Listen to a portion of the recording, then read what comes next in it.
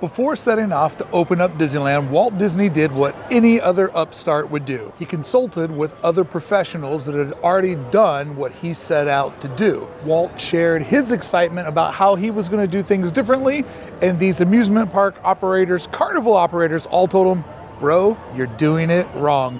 They told him that Disneyland would be a financial disaster, closed and forgotten within 1 year, if Walt executed his vision and not theirs. They didn't know that Walt Disney was forging ahead and creating a new industry that didn't even have a name yet. This is the advent of the theme park, and Walt was first in line. Being told he would fail, Disney had heard this before, and every time he'd strive extra hard to prove folks wrong. Disneyland would be no different. Let's break down 10 different design details Walt Disney was told that would make Disneyland fail, but indeed, it made it succeed. Number one on our list is the very first thing you see once you come through the park. And no, it's not the train station. It's this big, beautiful mound of dirt, the berm. Walt was told by other people in the industry to advertise your park. Make everything in your park completely visible from the street so people would know exactly what they were buying a ticket to. But what did Walt do? Walt hid everything by building the Disneyland berm. It may not seem that radical to you today because you've always known Disneyland to be this way, but Walt Disney deciding to make a berm around his theme park where you would have to go inside of it to see it, that way of thinking was absolutely outside of the box in 1955. Most theme parks and carnivals of the time would purposely erect very tall attractions to try to lure guests into their theme park. But the thing that these amusement park operators and carnival operators weren't considering is Walt Disney's big tall thing to draw people in was a weekly show on ABC and a body of work that had earned him more Emmys than any other film producer at that time, and I believe still today. Disney was already a known brand. Bringing people through the berm was a way to bring people into the magic. Walt was also given the idea, make sure your park has lots of different entrances. Allow people to find and discover your park and enter and exit your park from the north, east, south, and west. Therefore, given a 360 experience of customer discovery. Thinking, how can you allow your guests to find your theme park from every direction they're coming in? What's up, bud? How you doing? But what they weren't considering is that Walt Disney had the namesake of Disney, a proven entity, a proven name in storytelling. Therefore, Walt felt confident to do one entryway and to curate the guest experience, how they would come in, how they would exit, and how they would make their decisions. With the hub that I'm standing in right here, perfectly designed to give the guest a spin of the compass on where they want to go and where their next adventure lies. Walt was told, do not do this, and it is something replicated in nearly every single Disney park and parks that aren't owned by Disney. Envisioning the theme park as a theatrical experience that was being performed every day for us, the guests, proved to make so many of these odd decisions the only way to go for the future and every other park that they would build. You think about the genius of how Main Street USA is designed to perfectly curate your entry and exit of the park every day. It makes every start and stop at Disneyland very similar, creating an instant nostalgia between all of your different trips. When you walk through that gate, you know where you're at and you know it's getting ready to happen. It's that mindset of having the guest relive that same curated path over and over again. But Walt was able to fully capture the way that we experience the park, making every experience feel like a Groundhog's Day of nostalgia. Disney was advised that he would need traditional rides like a massive Ferris wheel or thrill rides like roller coasters to bring people to his park, but instead he focused on making attractions that told stories. Walt Disney made sure that every original attraction lent itself to telling a story, taking the entire family on an imaginative adventure. And eventually, when thrill rides would show up, Walt Disney made sure that the thrill rides still had a storytelling element inside of them, putting that Disney stamp on everything that comes into the park, making the experiences here not just rides, but attractions. Easy for us to see now, but as it was all happening, it was all of these little thematic ideas and inspirations that Walt had that allowed him to forge a new path in creating what is now known as the theme park industry.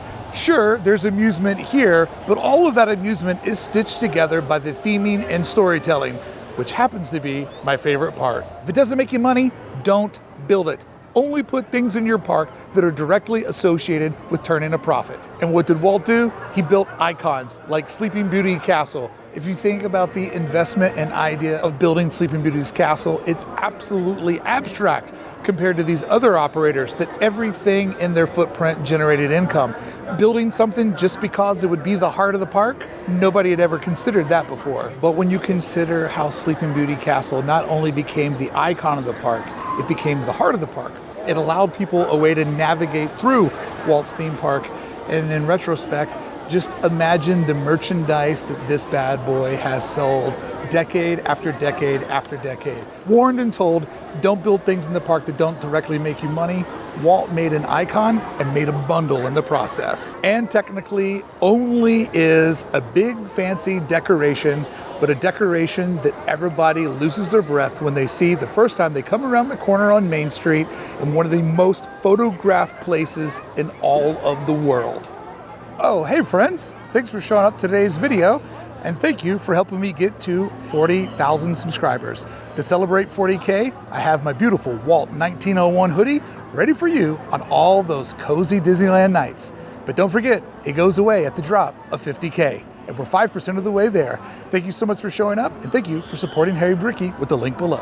And not only was the castle theme successful here at Disneyland, but this has become a genre of Disney theme parks, the castle parks. If you look at every location around the world where there's Disney theme parks, they all have one major thing in common, a castle park. And then all the other theme parks created by Disney also have something in common, a centralized icon, whether it's Spaceship Earth, the Tree of Life. Each park has its own unique icon that is the center, the heart of the park.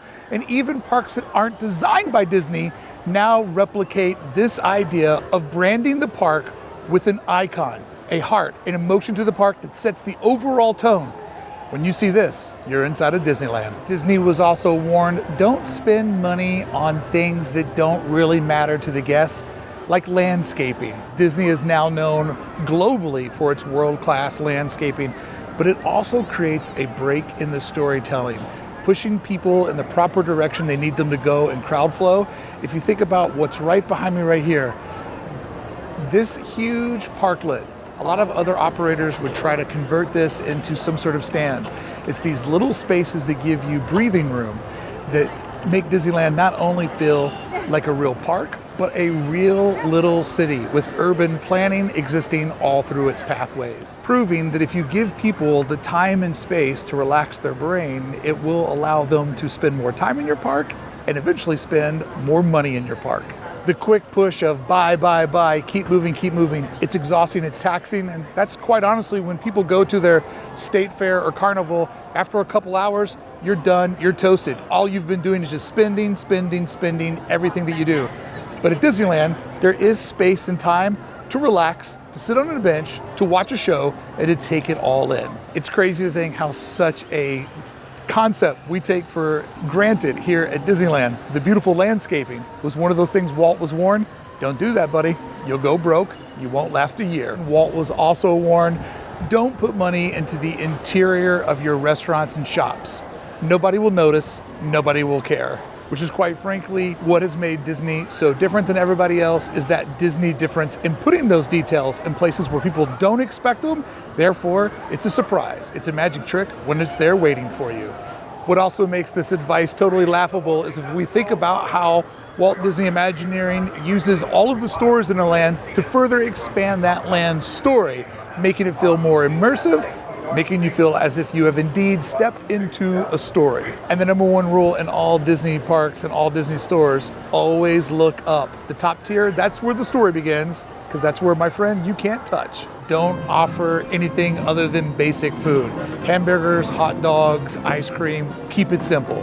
And to the opposite of this vice, Walt Disney would instead serve up sit-down dinners with fried chicken, chili, and give people a culinary experience like they would see out in the real world but in the set dressing of inside of his fantasy world. Pardon me for interrupting today's video by asking you, could you kindly consider subscribing to Hey Brickey and going on this journey with me? I appreciate you for showing up. Now back to today's video. Once again, a bit of advice that doesn't seem that groundbreaking to the world we live in, but when people came into Disneyland and realized that they could have a real meal extending out the entire experience of the day with a quality breakfast, fast lunch, and sit-down dinner, it once again made Disneyland a place where you wanted to come in and stay and not hurry up and run away.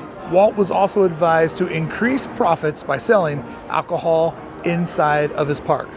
Walt was resistant to this. Walt Disney always had reservations about selling alcohol inside of his park. He wanted to ensure that he could create a family-friendly setting, and he saw not having alcohol inside of the park would be a safe way to do so. Walt Disney, often perceived as Uncle Walt, never wanted families to feel like he had broken their trust, and that they could know that if they came to Disneyland, they would be in a safe, family-friendly environment from sunrise to sunset. Even though there is now alcohol available inside of Disneyland, it is done so in the most controlled way possible, making a concession to what current audiences need, but also keeping Walt Disney's legacy alive of trying to create a continual safe environment for families. I'm sure selling alcohol back in the day would have made Disneyland a little bit more profitable, but it did just fine without it.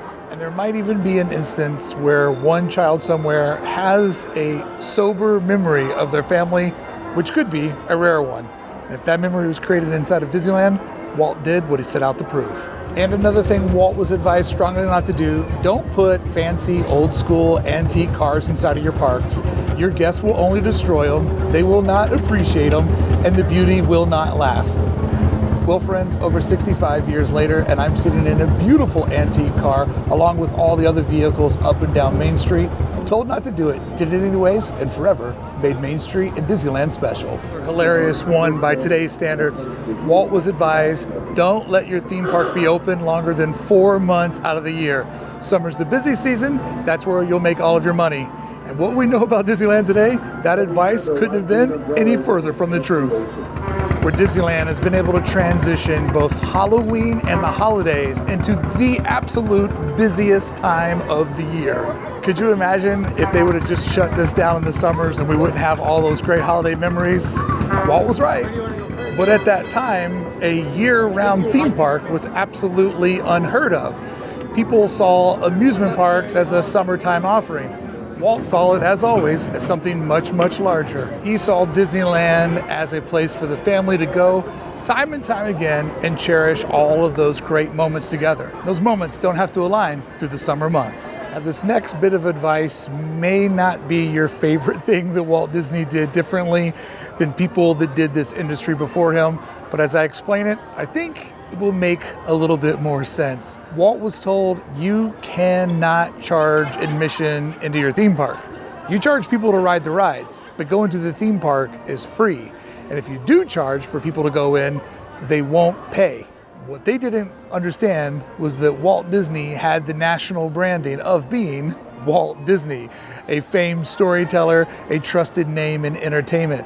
So when Walt decided to put the front gate on the park and charge admission into Disneyland, that was unheard of. But the way that it changed Disneyland is it made it special. People dressed up. People thought about going to Disneyland just like he intended. They thought about it like going to a show. The concept of charging admission made Disneyland special. It made it something different than going to your amusement or carnival in your area. And as I won't argue that the price has escalated insanely over the last handful of years, could you imagine going inside of a Disneyland where the admission was free? It would be absolute chaos. A part of Walt's wanting to curate the overall experience was not only wanted to control the way that you come in and out of the park, but control who went into the park. People that were serious about coming to Disneyland, people that wanted to pay admission, people that wanted to come in here and respect what Walt had built. Not just anybody who was bored, maybe looking for trouble, and would just wander in the door. When you haven't ponied up any money, you have no stakes. When you've spent money to bring your family to Disneyland, the last thing you want to do is get kicked out. and a quote of Walt Disney's that I really think is awesome about the idea of charging for admission. Walt used to tell his execs, let's not be concerned about people complaining that they had to pay to get in. Let's be concerned about what they say when they leave. And did they have a good time? And I think that this shows Walt Disney's self-confidence of understanding some things you're gonna do, people aren't gonna understand. But if you can get them to see your overall vision, can you give them a satisfaction that they've never known before? And I think Walt did that with these 10 different aspects of Disneyland that he was told not to do, but forever changed this park, forever changed Disney as a company, and forever changed a new industry, the theme park industry. That didn't exist before this showed up. Friends, I hope you've enjoyed this look at 10 different pieces of advice that Walt Disney ignored, but forever made Disneyland the amazing place that it is. And I hope that next time you come here, you'll be able to acknowledge these little differences and know exactly the importance of them being here and how they literally changed the game. So loud. And hopefully it'll help inspire you to do whatever you're doing a little bit different. Don't listen to the naysayers if you believe in your vision. Brickey here from the edge of Main Street's train station and on the edge of Walt Disney's greatness. If you want to see how Walt Disney dealt with criticism and never gave up in the face of adversity, make sure you watch this video right here. Thank you so much for watching. I appreciate you.